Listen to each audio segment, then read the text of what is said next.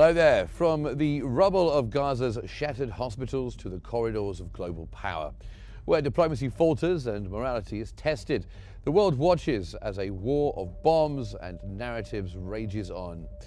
With over 56,900 souls lost, entire families erased, and 2 million Palestinians starving under siege, the Strip has become a graveyard of ceasefires. Mediators push for peace, while Israel intensifies strikes and Iran's shadow looms larger day by day. An Australian doctor pleads, how can the world stand by?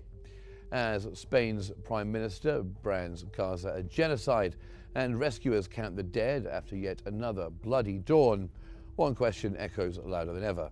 Has the world lost its moral compass?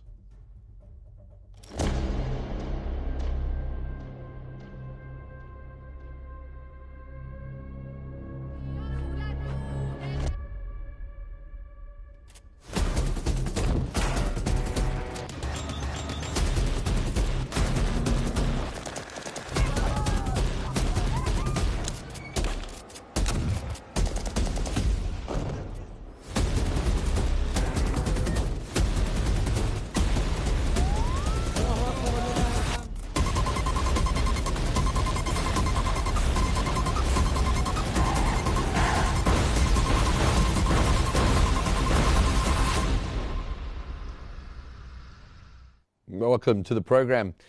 Now, the Financial Times has reported that Israel has halted deliveries of aid to North Gaza after Prime Minister Benjamin Netanyahu alleged it was being hijacked by Hamas, a claim rejected by community leaders in the Palestinian Strip.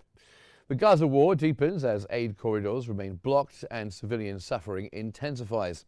Despite global calls for humanitarian access, accusations fly between Israel and Hamas over who is obstructing relief efforts. Mediators push for ceasefire talks, yet mistrust runs high. With regional tensions flaring, diplomacy struggles to gain traction amid the rubble of broken truces. As the world debates legality and morality, Gaza counts its dead, raising urgent questions about accountability, international responsibility, and whether peace remains a distant dream or a lost cause.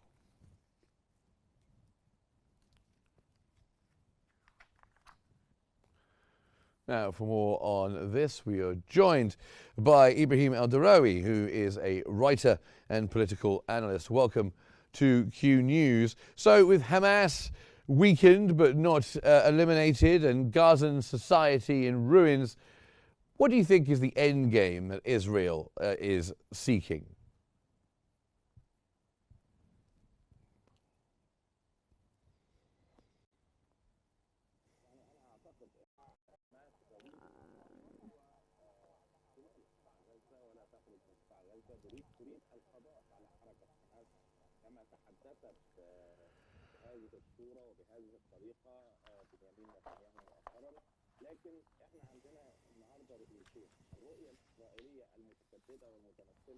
I'll give you the question again.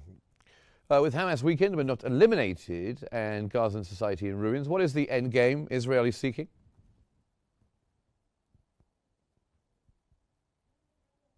إليها إسرائيل.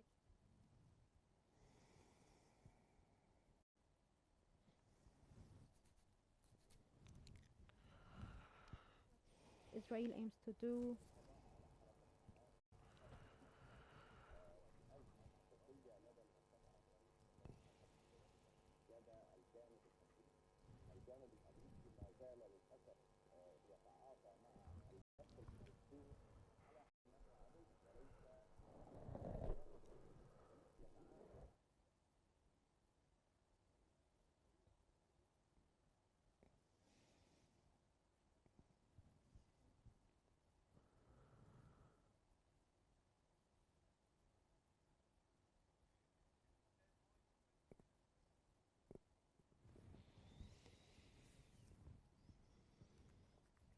I believe we're having a few technical difficulties there. Now, according to the Office for the Coordination of Humanitarian Affairs, or OCHA, Humanitarian Situation Updates, number 300, Gaza's humanitarian catastrophe deepens as famine spreads, with over 2 million Palestinians trapped in a nightmare of starvation and relentless bombardment.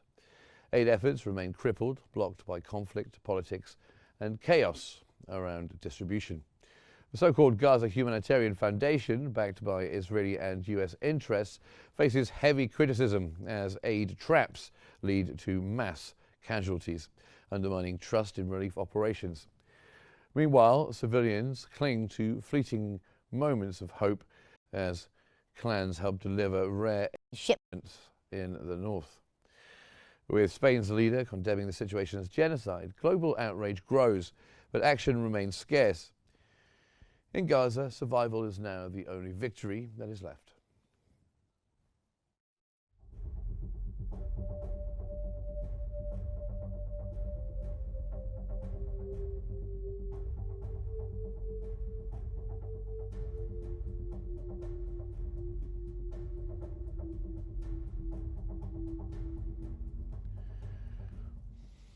Now, Egypt's Foreign Minister Badr Abdel Ati and French Foreign Minister Jean-Noël Barrot have emphasized the importance of resuming the ceasefire in Gaza and facilitating humanitarian aid amid the worsening humanitarian crisis.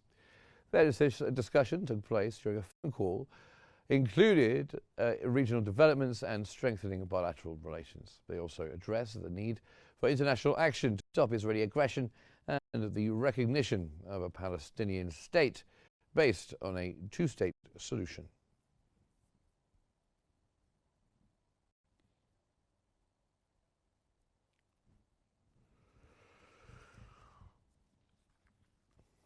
I believe we have Ibrahim El-Darawi back with us.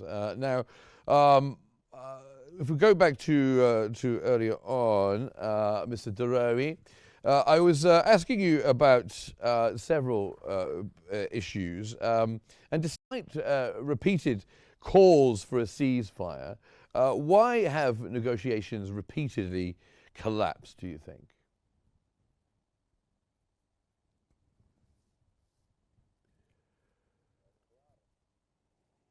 I think that them falling again because USA they are allies to Israel. Acting this way, I think that it doesn't satisfy anyone in the world. But unfortunately, the USA government uh, they aren't forcing Netanyahu to stop the war. And if we see that, and if the USA has forced Netanyahu to stop the war, this wouldn't have happened. And so, the benefit of Israel, they have other goals to achieve. The Israeli side and the American side, they have other plans. We are talking today about Trump wanting to stop uh, the war in Gaza, and he wants international peace. He wants a ceasefire in Gaza. He wants to separate the countries, and then he will divert his attention to Russia and Ukraine. And so I think that these are his plans. But unfortunately, everything that's happening here uh, shows that Israel goes back, and we are dealing in. Alright, we are talking today about how Palestinians get their food in such a shameful way. It is inhumane, and this is so shameful, like in the world. And we have seen today how the president of Spain talked about this thing, how the European Union is talking about what Israel is doing, and they are talking about how the USA, how Netanyahu, they said that he will be arrested. And so, fortunately, we deeply emphasize with the Palestinian case, but USA and Israel don't don't care about everything that's happening in Palestine. And I think that USA and Israel, they want to kill Palestinians, uh,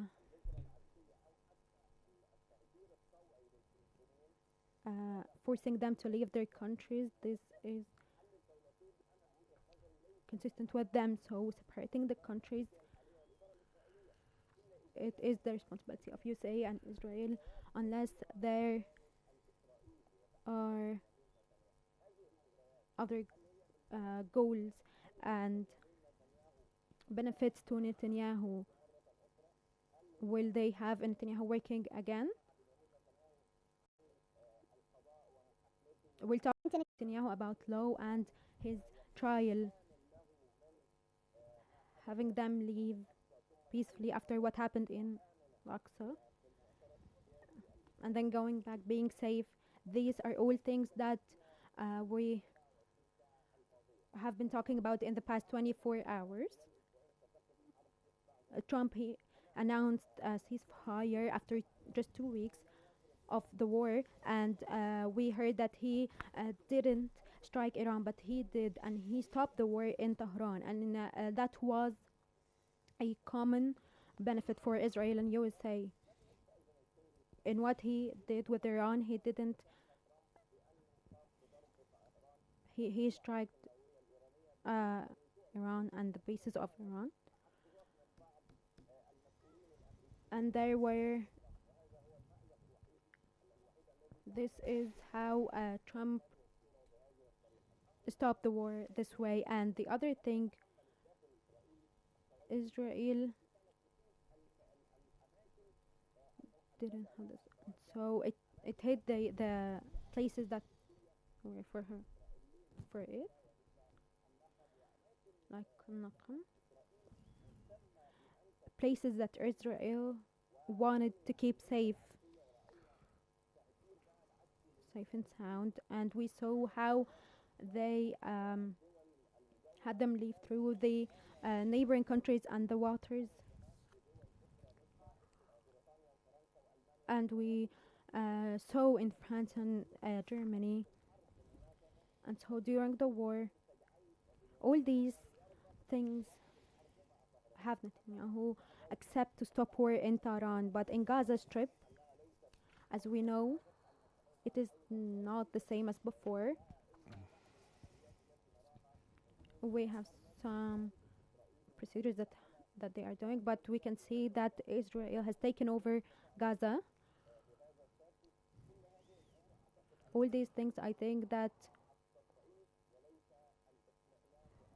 they don't, because they are sure that there won't be a ceasefire.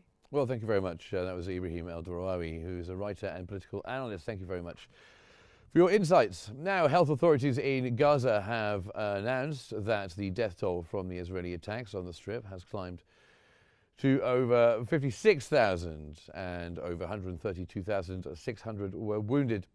Medical sources reported that among the death toll are 6,008 deaths and 20,591 injuries since March 18th, when the Israeli occupation forces resumed their aggression against the Gaza Strip after that ceasefire.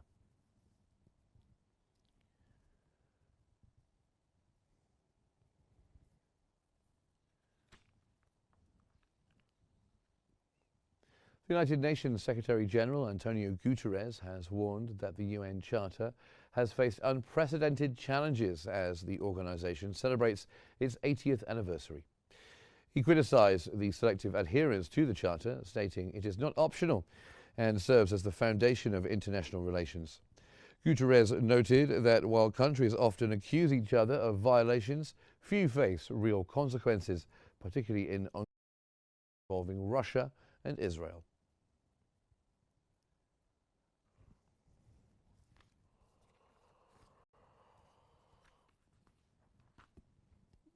Now we're going to talk about the humanitarian situation in Gaza. Mr. Amr Hussein is here with us, who is an international relations researcher. Thank you very much. So we're looking at something like 56,900 dead in Gaza since the beginning of Israel's attacks on Gaza on October the 7th, 2023. Aid routes being deliberately shut down. The world is witnessing, would you say, almost a manufactured famine?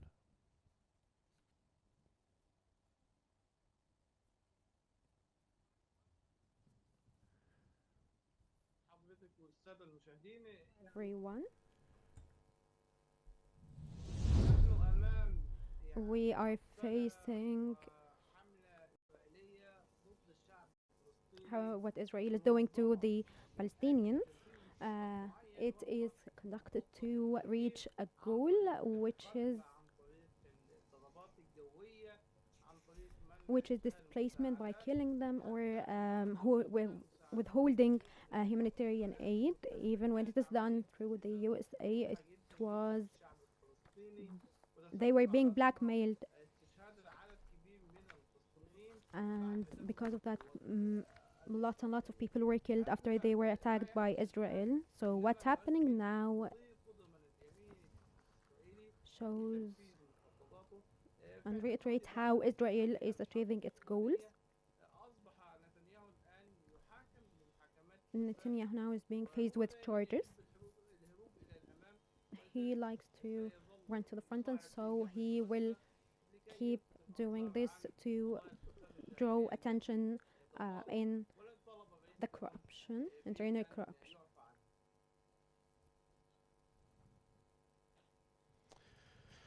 Now, amid shortages of infant formula, medicine, and clean water, is the international community failing in its most basic duty to protect the vulnerable?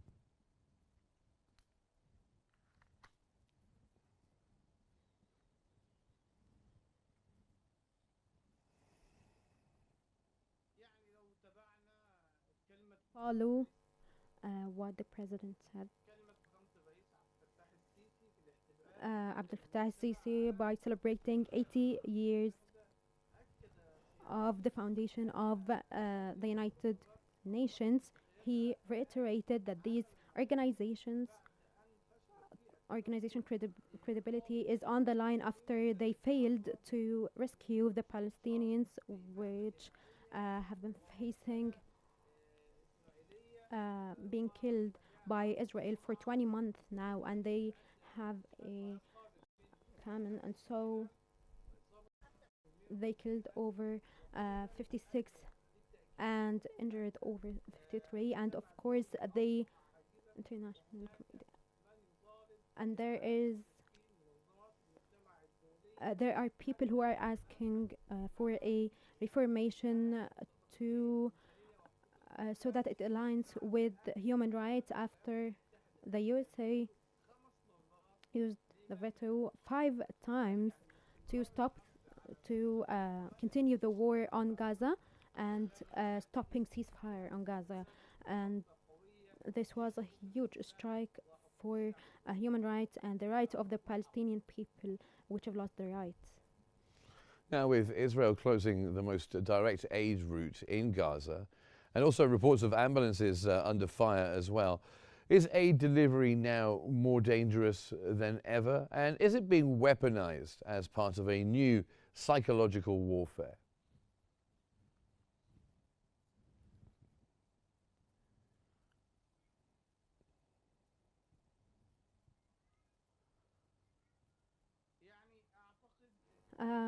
I think that using force,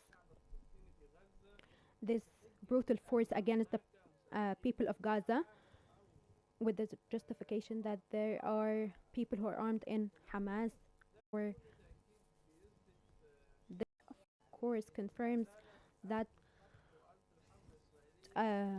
Israel killing people, Israel will stay and continue to kill people even though Hamas were struck brutally and their leaders were assassinated, and so this confirms that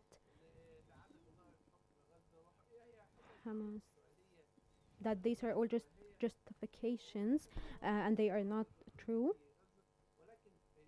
just to keep entering Gaza. But the Israeli people even could Netanyahu, they have a petition to stop the war in Gaza. So I think that the war in Gaza has been going on for so long. They are even using up the Israeli people after what happened in Khan Yunis. Now, how credible do you think the claims are that armed groups are looting aid?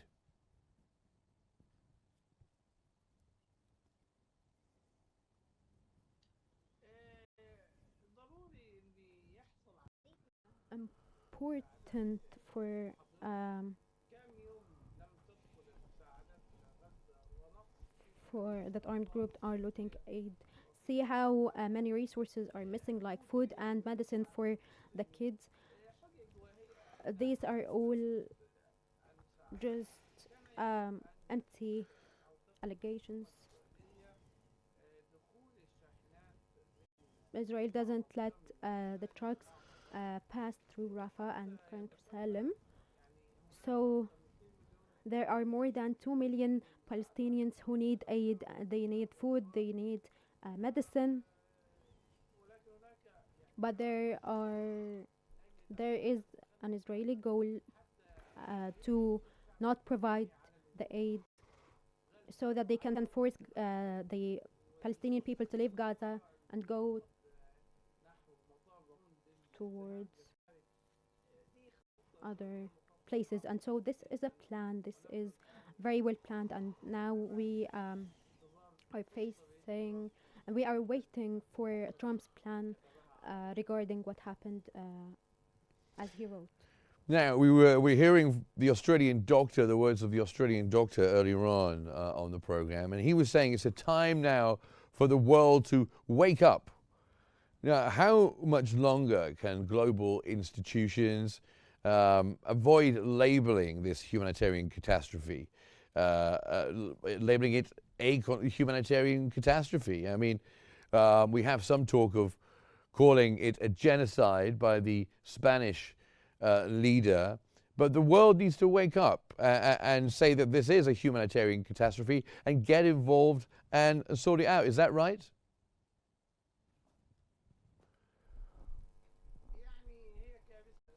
It is a humanitarian catastrophe. It is a genocide. The word is free, especially all the countries,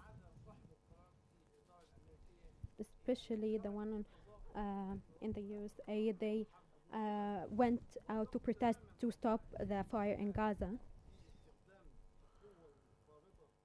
But the Israeli military is using brutal force to kill the Palestinians. We are facing a crisis. Even the humanitarian aid organizations, they have been attacked and they were taken out of Gaza, and this, with everything that's gone on with the USA support, this was another scandal. Don't forget that Netanyahu and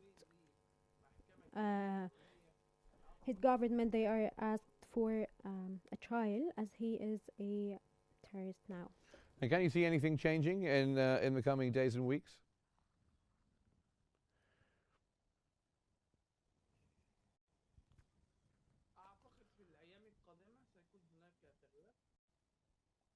Yes, because the American government, they have seen how Israel has failed over the 20 months. They haven't still reached their goal, and this is using up the economic USA, as the USA is supporting Israel economically and militarily. So they are asking, this is affecting USA, and so continuing on with this war is just pointless, because the Palestinian people are holding on to their principles. Okay, well that's very good. I'm afraid we're going to have to end it there, but thank you very much, Mr. Anwar Hussein, who's a researcher in international relations. Now in Gaza, the dead are counted, the hungry wait, and the world watches. Will outrage turn to action, or will history judge this hour as complicity? Thanks for watching our special coverage, and stay tuned for more updates here on Qnews.